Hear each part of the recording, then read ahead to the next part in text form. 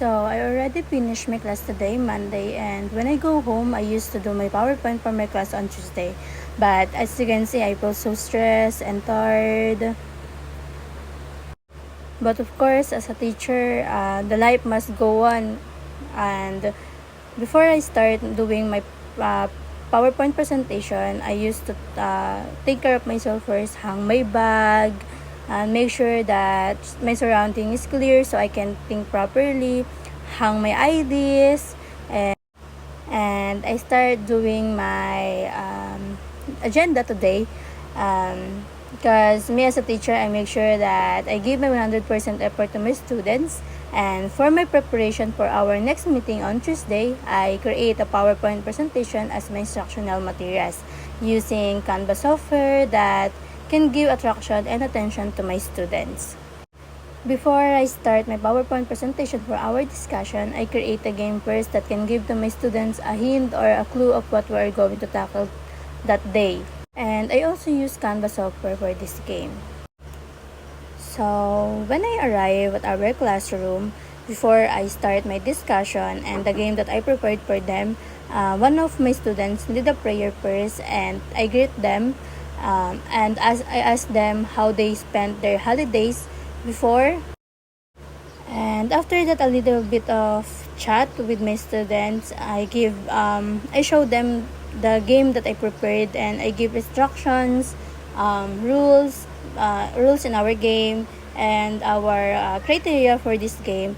And I ask them that they have to group themselves into two so that we can start our game for our discussions today. And everyone feels so excited to participate in our game because of course they will benefit in that game. They will have clue, some knowledge, or some hint of what we are going to discuss that day. So after we finish our game, I ask them what they have learned. They have clue, and I thank them for participating our game. So we going to our discussions that day, which is the topic that we discuss is all about Wika. I asked them if they have some idea of what is Wika and what is the role of Wika in our world. What are the benefits or what are the importance of Wika in our self and world. So that topic, that discussion was so smooth because I see that my students are enjoying and they give their full attention to what are we going to discuss that day because they focus, they give 100% their attention to me as their teacher, as teacher that presenting in front. And then I realized that if you the high tech that we have right now is so much help or big help to us teachers, so to give quality education for everyone.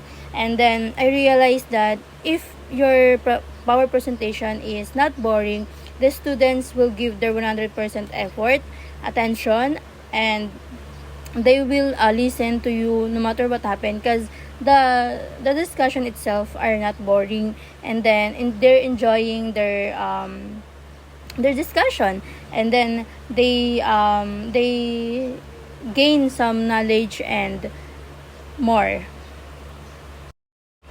Then after that discussion, I asked them if they learned something, if they gain some knowledge, and they said yes.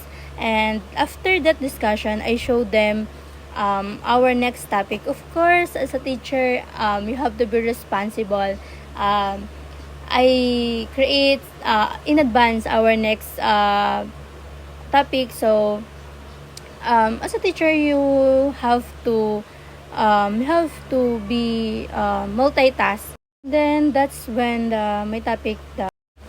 And also the day came when we have to compute the grades of our students As a teacher in a high technology era, computing grades is easy for us because we are using Excel, and it was easy to use because it can help you to do a multitask. Then after I'm done creating the grades of my students, I remembered that I have my synchronous class in my criminology students that day. We are using Google Meet because of the pandemic, we are not given a chance to have face-to-face classes due to restrictions. Prelim to final term. So my class are started. So from prelim, and I think this setup will last until our final term, we will discuss our topic through Gmeet or Google Meet, and with the help of technology, it was easy for my students to access information from the internet that may help them to learn new knowledge.